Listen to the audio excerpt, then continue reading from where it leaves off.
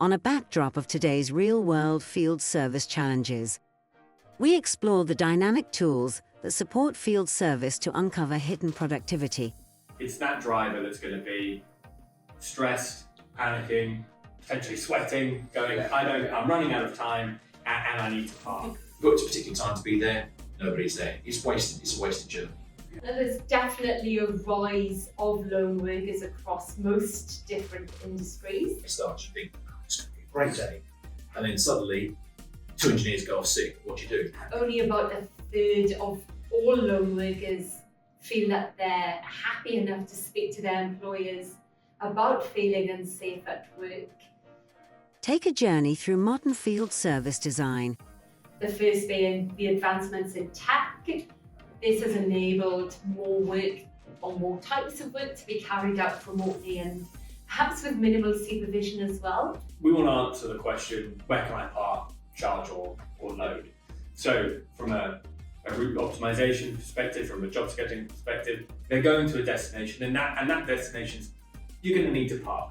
Drive for cost effectiveness.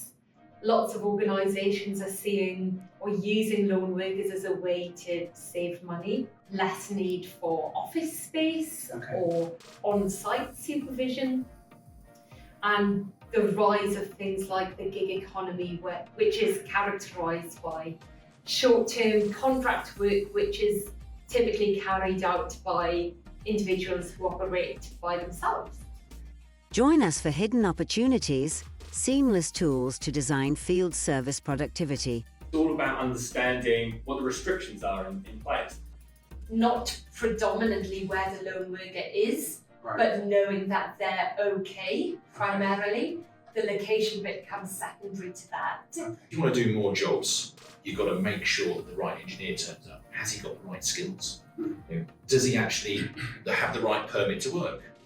You want to know, is the site you're going to, is that going to be open between these 2 hours? You don't want an engineer to be turning up outside a particular time. So many things that wrap around all of that. So the whole point about productivity isn't just about, well, yes, we want to get our guys to do as much as we can.